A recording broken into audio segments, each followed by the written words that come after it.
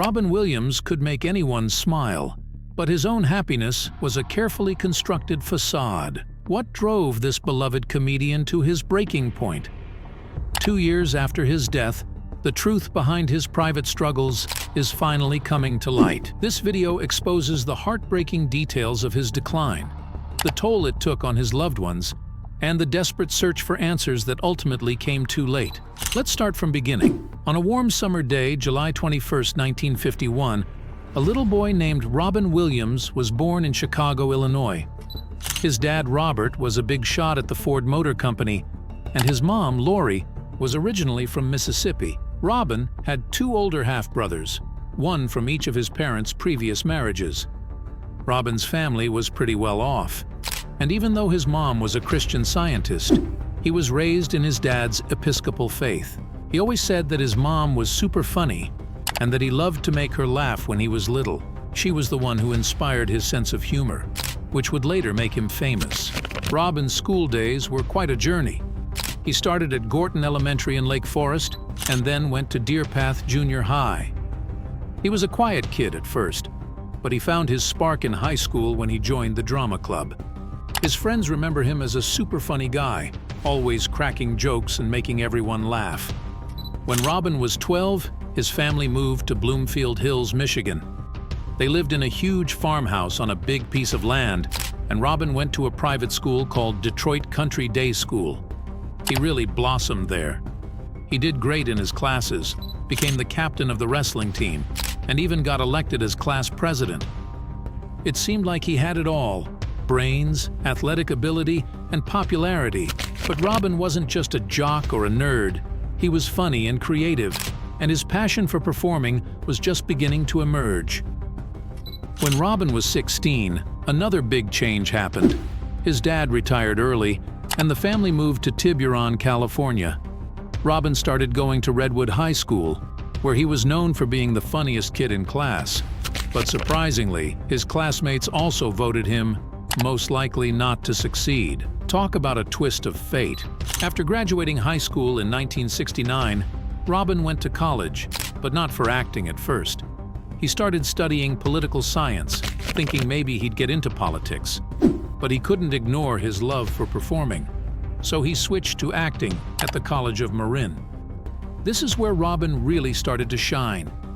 He spent 3 years there, learning everything he could about acting. His drama teacher, James Dunn, saw how special Robin was. He even called his wife late one night after rehearsal, saying, "I just saw this kid and he's going to be something." One of Robin's standout roles at the college was playing Fagin in the musical Oliver. He wasn't just good, he was amazing. He loved to improvise, making up funny things on the spot, and the other actors couldn't help but laugh.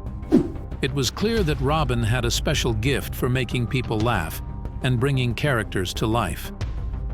In 1973, Robin's talent earned him a full ride to the prestigious Juilliard School in New York City.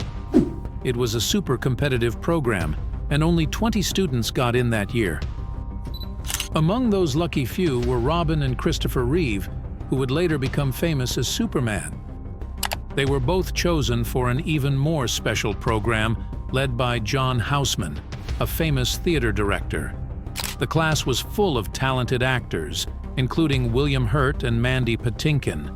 Robin's roommate was Franklin Seals, another actor who would go on to have a successful career. Christopher Reeve remembered Robin as a whirlwind of energy during their time at Juilliard. He wore tie-dye shirts and sweatpants and talked a mile a minute, always bouncing around. Their teacher, Edith Skinner, was amazed by how easily Robin could switch between different accents.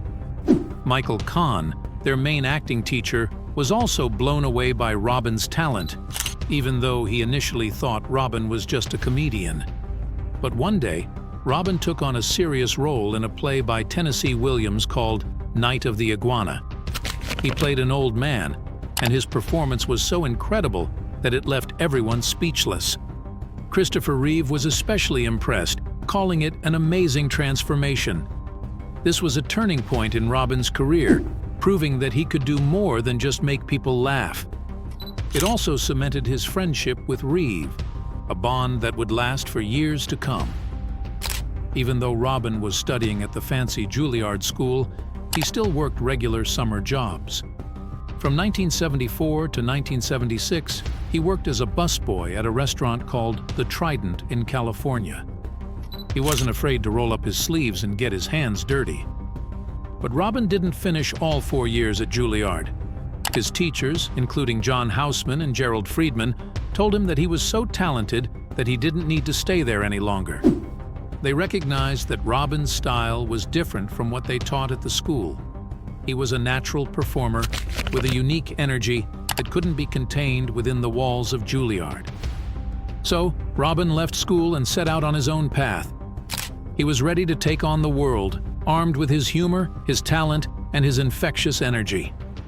In 1976, Robin decided to try his hand at stand-up comedy. He started in San Francisco at a small club called the Holy City Zoo. He didn't just jump right into performing. He worked there as a bartender first, gradually building his way up to the stage. This was an exciting time in San Francisco, with lots of changes happening in music, culture, and how people lived.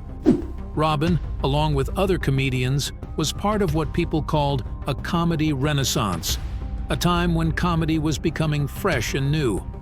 He later said he learned about drugs and happiness during this time, seeing how even really smart people could get lost in that world.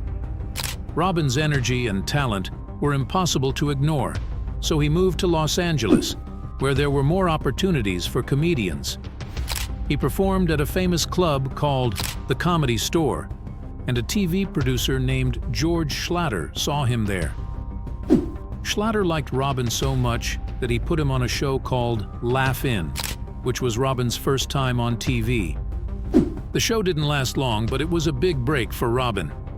He kept doing stand-up comedy at different clubs, like the Roxy in Los Angeles, and even the Fighting Cocks in England. He was always practicing and getting better, using his quick wit and ability to improvise to make people laugh. Robin's success skyrocketed with his comedy specials on HBO, like Off the Wall, An Evening with Robin Williams, and A Night at the Met. People loved his energy and humor, and he even won a Grammy for Best Comedy Album. But behind the laughter, Robin was struggling. Being a stand-up comedian is tough, and all the pressure led Robin to start using drugs and alcohol. Even though he didn't do drugs on stage, he sometimes performed with a hangover. He later admitted that cocaine made him paranoid during shows, which was a huge contrast to his happy-go-lucky stage persona. Robin knew that comedy could be a tough business. He said it was a crazy ride with lots of ups and downs, and many comedians couldn't handle it. He understood this firsthand, trying to navigate the challenges while staying true to his love for making people laugh. Some people worried about him because his performances were so intense. They thought he might burn out or have a breakdown. His friends and biographers described him as extremely energetic, almost too much sometimes. He talked and moved super fast on stage, and he said that was because he started out performing in bars where people didn't pay attention for very long. He had to keep moving to keep them entertained. But even with all the laughs, being a comedian wasn't always easy for Robin. Some people accused him of stealing jokes, which he always denied. These accusations caused problems with other comedians, and Robin even started avoiding their shows so he wouldn't get blamed for anything. Despite these challenges, Robin always saw his comedy as a lifeline. It was something he loved and needed to do. In 2002, he did a one-man show on Broadway, which was later released on DVD. It was a big success and showed just how talented he was as a stand-up comedian. Comedy Central even ranked him as one of the 100 greatest stand-up comedians of all time. But even with all his success, Robin was scared of losing his creative spark. He thought that's what happened to a writer named Jerzy Kosinski, who sadly took his own life. Robin said his dad taught him to be brave and talk about important things, even if it was hard. After taking some time off from stand-up, Robin came back in 2009 with a new tour called Weapons of Self-Destruction. He performed in 26 cities, proving he still had it. The tour ended with a special on HBO, where he made people laugh once again with his unique style and hilarious stories. After Laugh-In and a brief appearance on The Richard Pryor Show, Robin's big break came in 1978. A famous TV producer, Gary Marshall, asked him to play a wacky alien named Mork on the popular show Happy Days. During the audition, the producers asked him to take a seat, and Robin, being Robin, sat on his head. This funny stunt caught their attention, and they loved how he improvised and made the character his own. Robin's Mork was a huge hit with the audience. He spoke in a funny, high-pitched voice and added his own jokes to the script. Within 4 days of the episode airing, the network offered him a contract to star in his own show, Mork and Mindy. They didn't even consider anyone else for the role. Mork and Mindy was a comedy about an alien who comes to Earth and lives with a human woman. It was a bit like Happy Days, but it was also a whole new thing. The show was designed to let Robin do his thing, making up jokes and funny moments on the spot. At its peak, the show was a huge success, with 60 million people watching every week. Mork became such a popular character that he wasn't just on TV anymore. He was everywhere. You could find Mork on posters, coloring books, even lunchboxes. Kids loved him, and he quickly became a household name. The show was such a big hit that Robin ended up on the cover of Time magazine in 1979. The photo showed both his funny side and a more serious, thoughtful side. It became a famous picture, and after he passed away, it was even put in a museum in Washington, D.C. to remember him. Robin wasn't just on sitcoms, though. He would sometimes pop up on other shows, like Friends, where he did a funny scene with Billy Crystal. He also loved being on Whose Line Is It Anyway?, where he could just make up jokes on the spot. He even did some serious acting, appearing in shows like Law & Order SVU and Extreme Makeover Home Edition. And he was always a welcome guest on Saturday Night Live, where he could do all sorts of crazy characters. He even had a small part on the FX shows Louie and Wilfred. In 2013, Robin starred in a new show called The Crazy Ones. It was about a father and daughter who worked at an advertising agency. Unfortunately, the show only lasted 1 season, but even though it was short-lived, it was still another way for Robin to show off his amazing talent. Meanwhile, Robin Williams' personal life wasn't always easy. He married Valerie Velarde in 1978 after they met while he was working as a bartender. They had a son named Zachary in 1983, but sadly, they got divorced in 1988. There were rumors that Robin had started seeing their son's nanny, Marcia Garces, but it turned out that this happened after they had already separated. Robin then married Marcia in 1989, and they had 2 children together, a daughter named Zelda and a son named Cody. But their marriage also ended in divorce in 2010. In 2011, Robin found love again with Susan Schneider, a graphic designer. They got married in California and lived happily together in San Francisco. Robin loved being a dad to his 3 children, Zachary, Zelda, and Cody. He once said, "My children give me a great sense of wonder." Robin Williams wasn't just about comedy and acting. He had a lot of other interests too. He loved running and even joined a running club in New York City. He was a pretty good runner, finishing a 10K race in Central Park in 1975 with an impressive time. He was also a big bookworm. He loved reading science fiction stories like the Foundation trilogy and fantasy books like The Lion, the Witch, and the Wardrobe, which he read to his own kids. Robin was also into games. He liked role-playing games where you use your imagination, and he also enjoyed video games. In fact, he named his daughter Zelda after the princess in the video game, The Legend of Zelda. Anime, a type of Japanese animation, was another one of Robin's passions. He collected anime figures and loved watching anime movies like Innocence and Ghost in the Shell. He even got a special signed DVD of Paranoia Agent from the director himself. To stay healthy, Robin took up cycling. He loved riding bikes so much that he ended up with a huge collection of them. He was a big fan of professional cycling races like the Tour de France and would often go watch them. After he passed away, his kids donated 87 of his bikes to charity, which is a pretty amazing gift. Robin Williams was raised in the Episcopal Church, but he often joked about his religion, calling it Chicago Protestant Episcopal Catholic Light, half the religion, half the guilt. He was a very generous person who wanted to help others, especially people who were struggling. In 1986, he teamed up with his comedian friends Whoopi Goldberg and Billy Crystal to start Comic Relief USA. This was a big TV event on HBO that raised money to help homeless people. By 2014, they had raised over $80 million. Robin cared about a lot of different causes.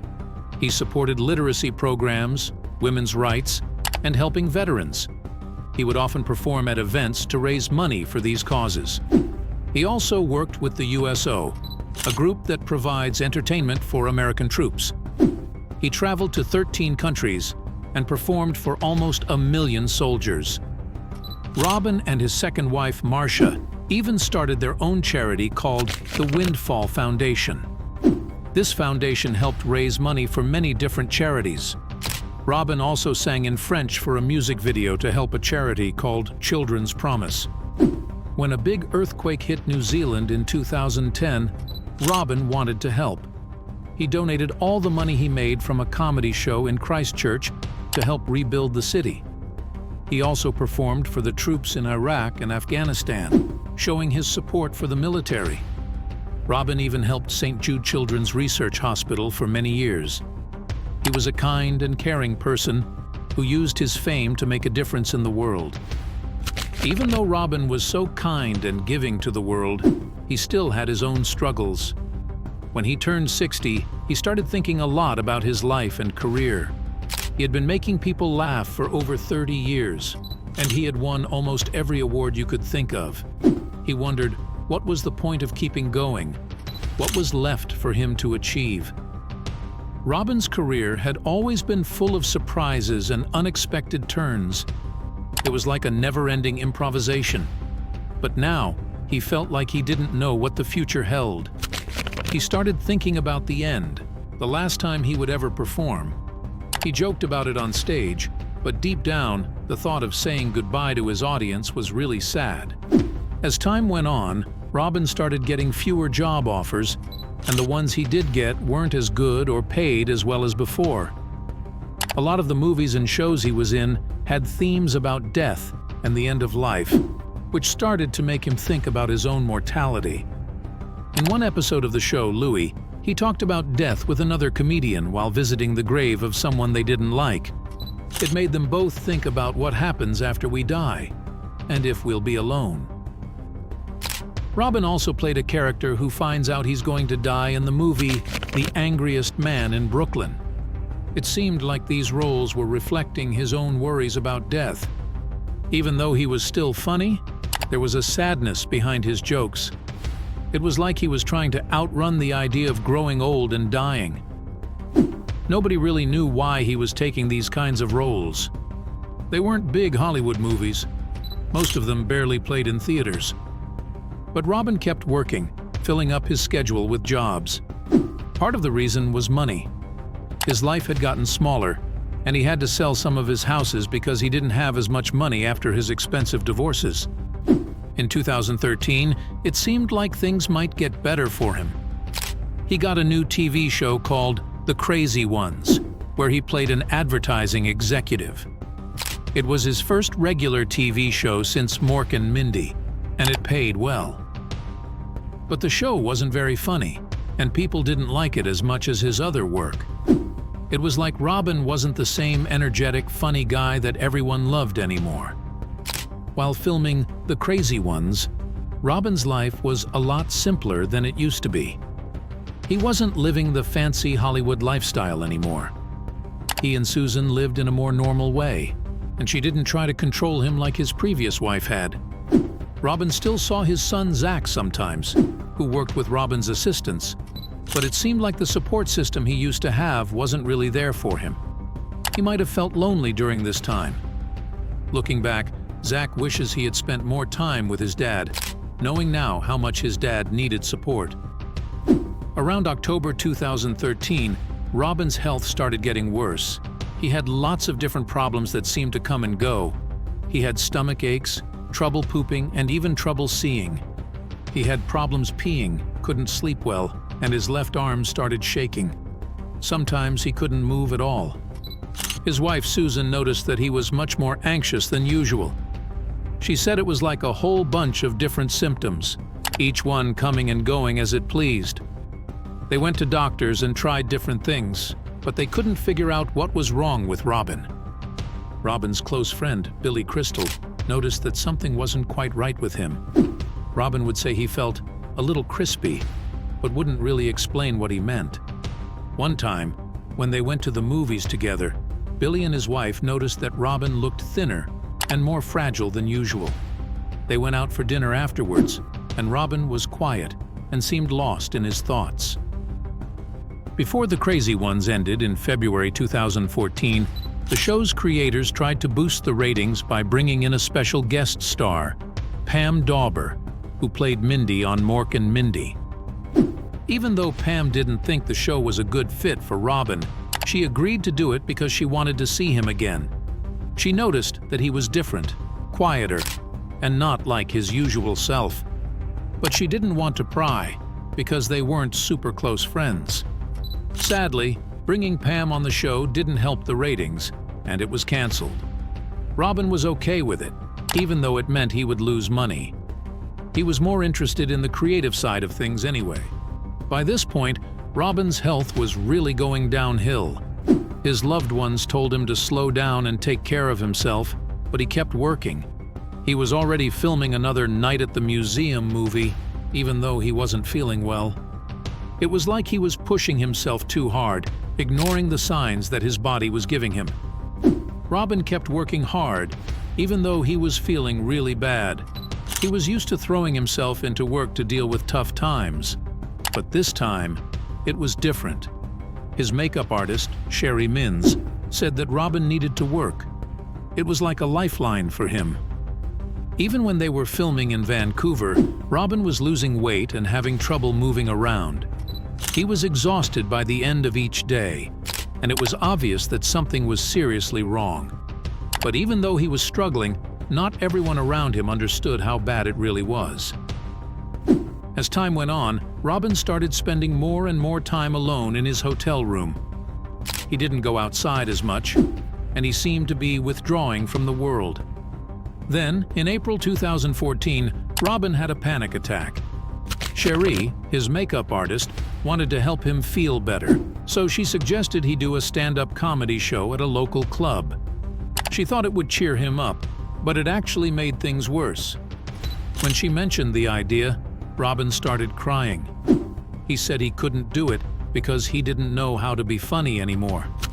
It was a heartbreaking moment that showed just how much Robin was struggling. While Robin was busy filming, his wife Susan stayed in California, but they talked all the time. Susan helped him deal with his growing insecurities and worries. The doctors put him on different medicines for depression, but those medicines only seemed to make some things better while making others worse.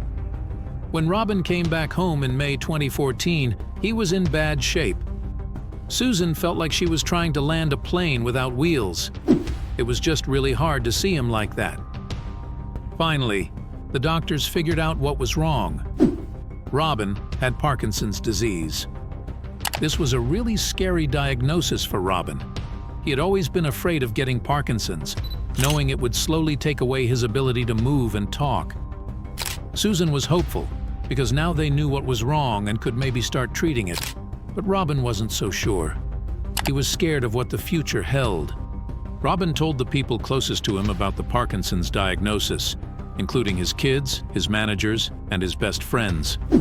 Billy Crystal remembers getting a phone call from Robin, his voice high-pitched and full of worry. It was a side of Robin that no one really saw, a scared and vulnerable side.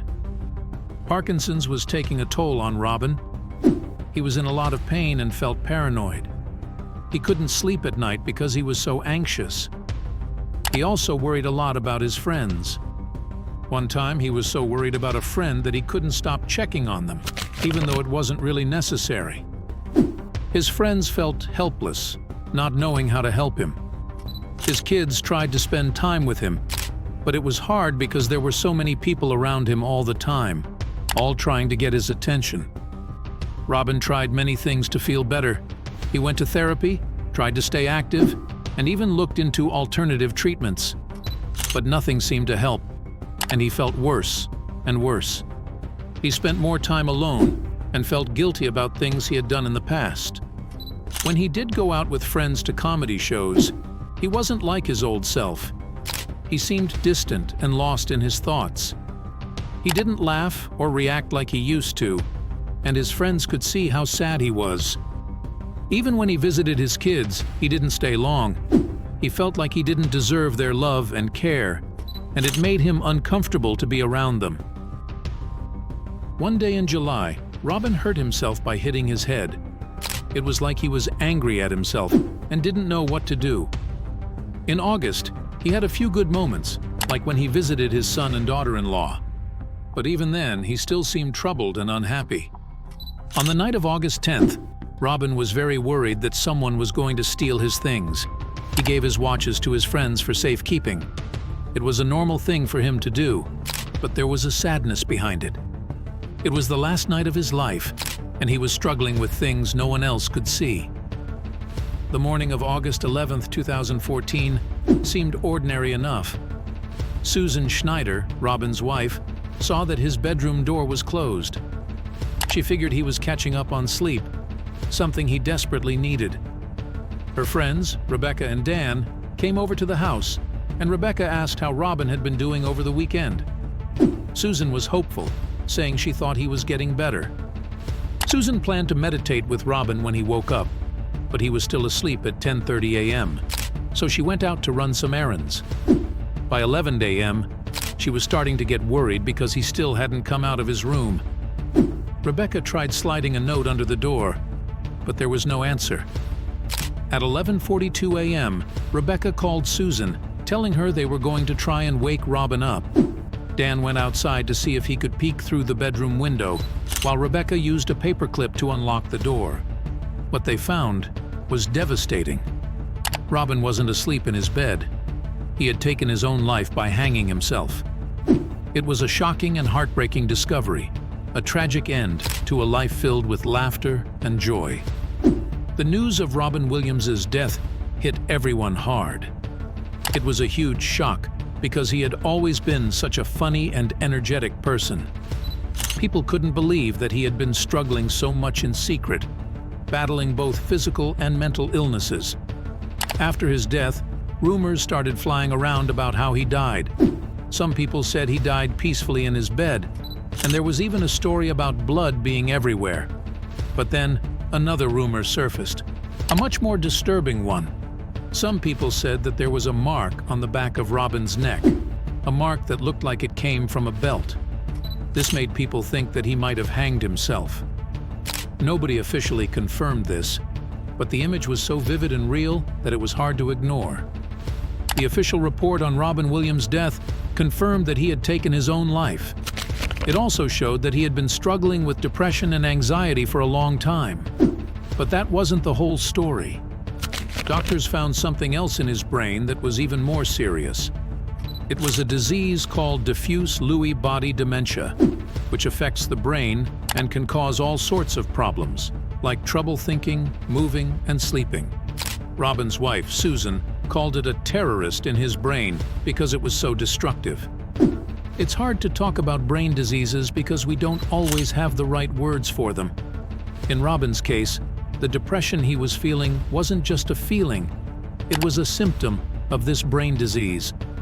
The doctors thought he had Parkinson's disease at first, but it turned out to be a different type of brain disease that causes similar symptoms. After Robin passed away, he was cremated, and his ashes were scattered in San Francisco Bay on August 21st, 2014. It was a peaceful way to say goodbye to a man who had brought so much laughter and joy to the world, but who had also struggled with a difficult and misunderstood illness.